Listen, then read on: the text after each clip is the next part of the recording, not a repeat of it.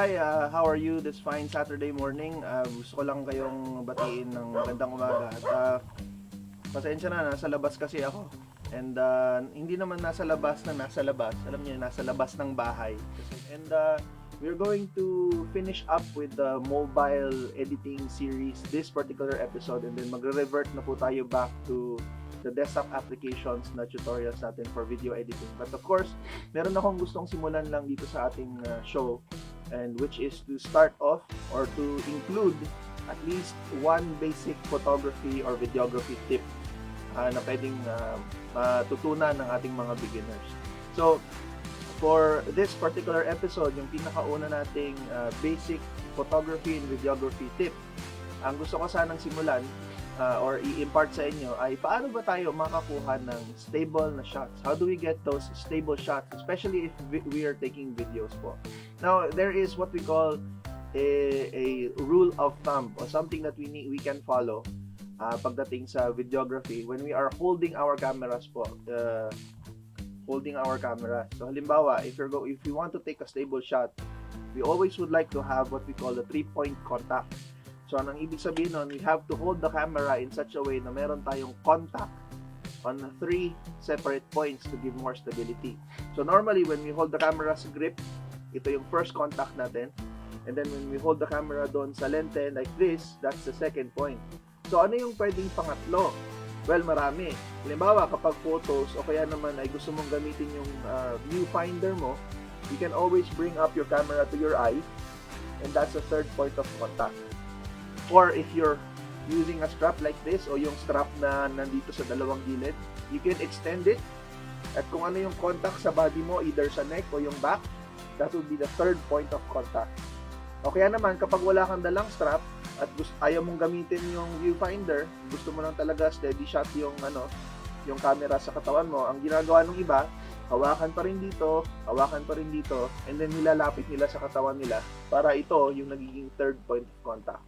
Now, when you do this and you hold your cameras at least 3 points sa katawan mo, you will be generating relatively steadier shots kapag ganito lang o kaya dalawa lang. So, yun yung ating first photography and videography basic tip of the day. Ngayon, balik naman tayo sa workstation ko. Pakita ko naman sa inyo yung last na mobile tutorial natin for this year. So, as I've said earlier, mga katry, we'll be looking into iMovie this time.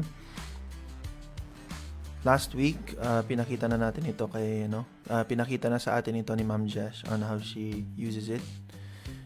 Yung mga videos ni Ma'am Jesh sa Try to Taste actually is cleaned up here on iMovie.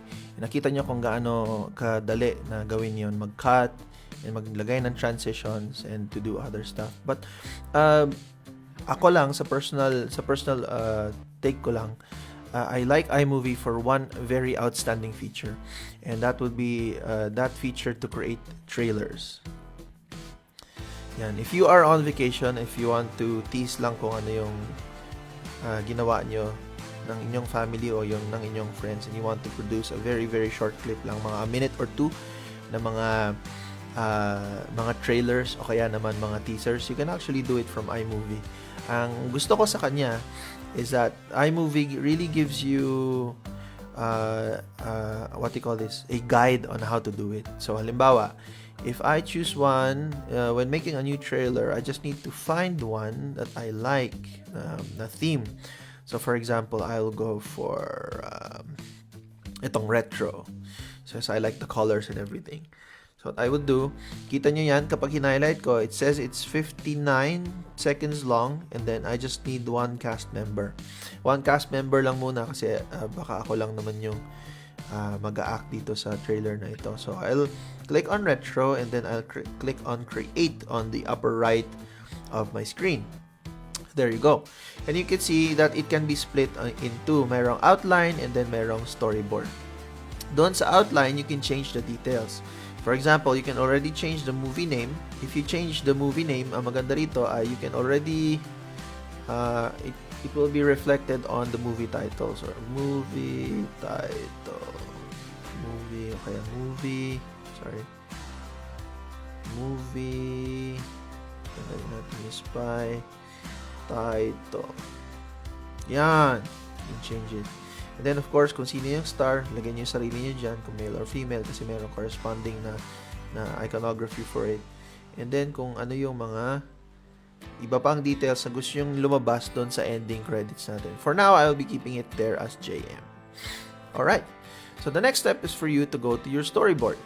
Ang maganda sa storyboard is that you'll be able to see what kind of shots it will require or what shots would be good when it comes to your particular trailer or teaser. So, tingnan nyo to.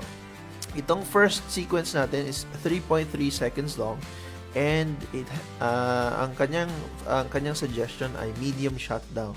So, you have the option to get it from all your clips on your device or you can actually get it live from your camera like right now, or you can even insert photos if you will, but this time around pwede kang gumamit ng videos. So kita nyo, for every shot meron din tayo mga captions and meron mga text. You can actually change those as well. So in the fight between good and evil, there's only one man, blah blah blah, and then yung mga required na shots. Meron din mga wide shots na required. Tulad niyan, 1.6 seconds long daw na wide. And then meron din tinatawag na action shots where ang maganda daw na gamitin ay yung action shot natin. Then on recording, meron din tayong mga tinatawag na mga close-up shots. Basta, ang maganda sa kanya, sasabihin ni iMovie kung ano yung magandang shot or yung required na shot to get that maximum feel ng trailer na gusto mo. And ang maganda rito, yung music niya ay embedded na rin. Kaya wala ka nang masyadong babaguhin sa music. So, yun po yung feature natin dito. May ginawa na ako beforehand. Ito yung The Best Coffee. Ginawa ko to the other day. Ito, meron na akong sample sa inyo. The Best Movie. 1 minute, 1 second long ito. And then, dina-download lang yung videos. Kailangan ko kasi naka-iCloud ako eh. Naka-backup sa iCloud. Yan, nakita nyo? Kita nyo yung mga shots na ginamit ko dyan? Yan, 1, 2, 3. Yan. So, kompleto ko na siya. And then, kapag nakompleto mo na yan at nagkuha mo na rin yung mga gusto mong gawin, then you can finally produce your videos. Kapag natapos ka na, you can just click on done. And then, you can click here on share. And then, kapag naka-share na siya, so, halimbawa, balik tayo dun sa you can just click on share. Ngayon, nagda-download pa kasi yung mga movie clips, mga video clips na ginamit ko. But, you have the option to either post it directly on your social media or you can actually just save it on your camera roll for now and then share it later. So yun. So would you like to see the full render of this particular trailer? Yan. Ito na.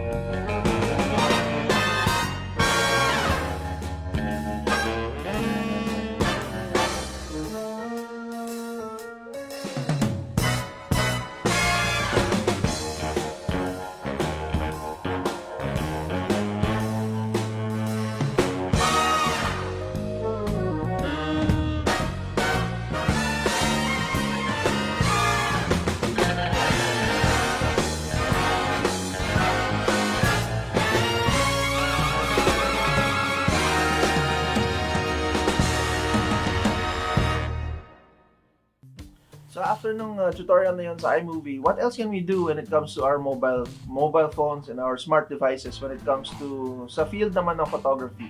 We'll have a special guest over. You know her from Tech to Try. Miss Justin will be showing to us her workflow on how to color correct photographs, how to edit them, what applications to use, and then yung kanyang comments on how to use them. Watch this. Background on photography. I started to become more interested in photography po nung high school ako. Pero I actually started doing it nung elementary pa lang ako. And noong elementary ako, I sometimes go with my papa and kuya kapag graduations or prenuptials kasi nagko-coverage kami. Kasi si papa, he's a photographer and we've had this photography business since 1985. And noong high school naman po ako, I had an experience to be the photojournalist ng English school paper namin. How did you discover yung mga mobile editing apps? As much as I love taking photos, I didn't have my own SLR before. So, ang ginagawa ko ay borrow any camera from Papa. Pero minsan kasi kapag meron siyang mga shoot or coverage, I have no choice but to return it. Inangkin ko nga nung high school ako yung 700D ni Papa. And nung time na yun, I became more interested on mobile photography kasi may mga times na wala sa akin yung DSLR. So, that time, I sometimes use my phone to take photos and sometimes I borrow other people's phone to take photos. And dati pa lang, hanggang ngayon actually, I was never satisfied with raw photos or unedited photos unless maganda talaga yung photo kahit unfiltered siya. Pero alam niyo ng mga friends ko na kapag gusto kong picturean sila, gusto ko ako rin yung mag-edit ng photos nila. And that's how I discovered mobile editing applications. So, do you have any specific recommendations sa kung ano yung pwedeng gamitin ng mga katry natin? I actually have so many editing apps po dito sa cellphone ko, but if I'd recommend two of them, I'd recommend using Lightroom and Visco. Yes po, I still use Visco up until now. And what I love most about these two editing apps is they are free for both iOS and Android users. And so disclaimer po, yung Lightroom and yung Visco na gamit ko ngayon, they are both free na subscriptions. So yung mga presets na meron ako ay yung free lang din na galing or built-in na sa applications na yun. And like most photo editors, both Visco and Lightroom have the basic editing tools covered. Ang lamang lang po siguro ng Lightroom is yung it has more advanced options compared to Visco when it comes to color adjustments. Okay, so this is a sample video on how I simply edit my photos, the photos that I take here in Lightroom. So makikita niyo pong picture, okay naman na yung unfiltered version ng picture na ito na tinake ko last year.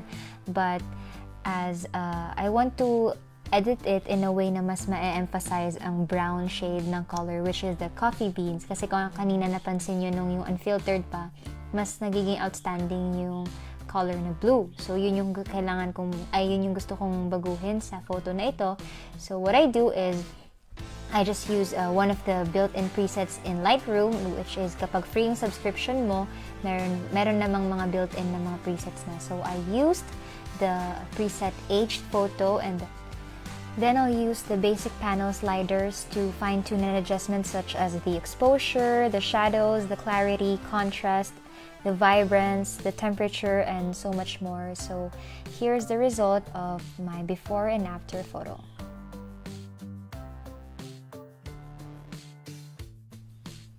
So here's a sample video naman po on how I edit my photos on Visco. So first, mga katry, we should take note that the colors, the brightness, and the adjustments that you'll do on your photo change depending on which filter you've applied.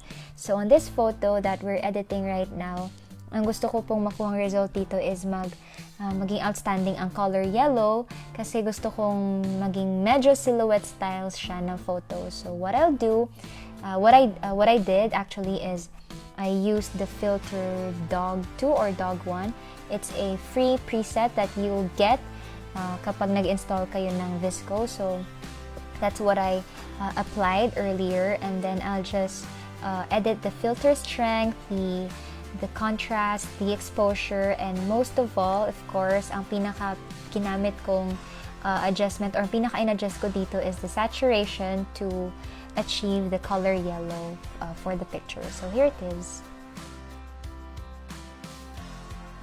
Final thoughts or words to share po sa mga katry natin na gustong mag-start sa mobile photography and photo editing on the go? What I do minsan po is I try to imagine beforehand pa lang kung ano na yung result na gusto kong makita kapag na-edit ko na yung photo na tinake ko. But ang masasabi ko rin is be open to possibilities and be creative when it comes to editing your photos. Kasi for me po, I think photo editing is as important as mobile photography is. Kasi yung photo editing po can make your photos look, ordinary photos look extraordinary. So don't be afraid to edit. Thank you! Thank you mga ka-try! Tech to try! 10 a.m. Thursday. Thank you, Direct JM.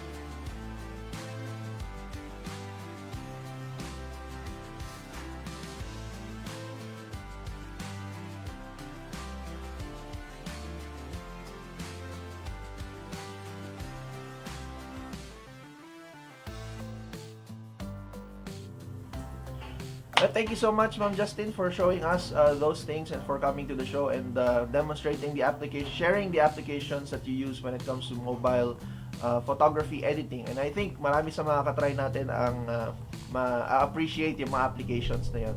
And if you would like to know more about these applications, we'll be asking Sir Gabe Robles to review them in his show, Apps to Try, every Wednesday at 6 p.m. Tama ba? 6 p.m. It's Apps to Try. Sir Gabe Robles. Alright, there we go. So, I hope mga ka-try na enjoy niyo yung show natin ngayon. We were able to close the mobile editing series. We now know some of the applications that we can use for editing videos, and now with this episode, you know how to edit your photos as well on on your mobile devices. And I think marami sa mga katry natin ang talagang matutuwa dito. Both sides covered na tayo. You can produce videos on your mobile devices, and now you know how to edit your photos as well for sharing. So yun, what else can we learn? What can we look forward to in our future episodes of Try to Edit? Well, we are going back to the desktop applications when it comes to video editing. We'll be looking into Final Cut Pro in the next few weeks. For example, next week, I'll be having a special guest over, Ma'am Gizi Mangalyag from Try Beauty and Wellness. She'll be coming over and sharing her thoughts on Final Cut Pro. And of course, first-time editor si Ma'am Gizi ng Final Cut Pro, but she has done an amazing episode last week sa Try Beauty and Wellness. Siya na po nag-produce nun from shooting using her iPhone and then editing on Final Cut Pro, and then release niya na yung episode. So, tignan po natin, tanungin natin siya dun sa kanyang first-hand experience. How does it feel to use Final Cut Pro? Ano yung comments niya? Ano yung first thoughts niya nung first time niyang ginamit ito? And of course, we would like to hear from her challenges as well para makita natin if we can overcome those challenges as well. Baka parehas din kayo ng challenge when using Final Cut Pro. So, yun po yung ilang mga pwede nating abangan sa ating mga future episodes on Try to Edit. We will be having our friends over as well. Marami pa ako mga kaibigan na hindi na i-invite sa show. Stay tuned po. They will be sharing to us, katulad nung kanina, mga simple lang na photography and videography basic tips that they have found helpful in their career or in our field of photography and videography. So meron akong i-share sa inyo ng mga tips. But in later episodes, invite na natin yung ating mga industry practitioners to share their tips. So very short clips lang po on how to do things in a different way, or maybe a new way of doing something. I-include po natin sa ating future episodes of Try to Edit para mabilis din po matuto yung ating mga beginners. We would like to dive into more of the other editing software after Final Cut Pro. For example, napansin niyo po ba yung lower third doon sa na banner doon sa ating Road to 10K video? Yung social media handles ng TryPH Media. We created that using DaVinci Resolve, and then we will be having a tutorial on how to do that as well. So marami pa tayong pwedeng pag-usapan, at marami pa tayong pwedeng i-share po sa ating mga ka-try para matuto sila sa ganitong klase ng field ng video production and photo production as well. Kaya We invite you po to continue to support us in our advocacy. If you know anybody who would be learning a lot, who would benefit a lot from our shows, our videos, please continue to share our channel to others and ask them to like and follow us as well. If you have time, check out our YouTube channel. And yeah, likewise, hit nyo po yung notification bell para pag nag-upload kami ng bagong content to sa YouTube, you'll be able to follow. Thank you so much for all our friends and our supporters and followers out there. I'll see you again next week on Try to Edit. This has been JM. Oops, teka mga ka-try, huwag muna kayo umalis. Here's our set of photos, featured photos for today. This one is from Sir Boyet Lizardo, a picture of an olive-backed sunbird taken with the Canon 80D with the Tamron 150-600mm lens at f7.3, 1/400 of a second at ISO 400 manual focus. Napakaganda, hindi ba? And then, this next photo naman is from Sir Jim Ray Herrero, taken with the Canon Digital Ixus 860 IS at f2.8, 1/400 of a second, and then ISO 100. And all this is color graded and edited in Adobe Lightroom. Then, of course, our third photo for today is sent to us by Sir James Leopardas. Yan. Titled Bloom Under the Sun, taken with the Canon AS200D at 1/1250 with f5.6, 55mm at ISO 200 as well.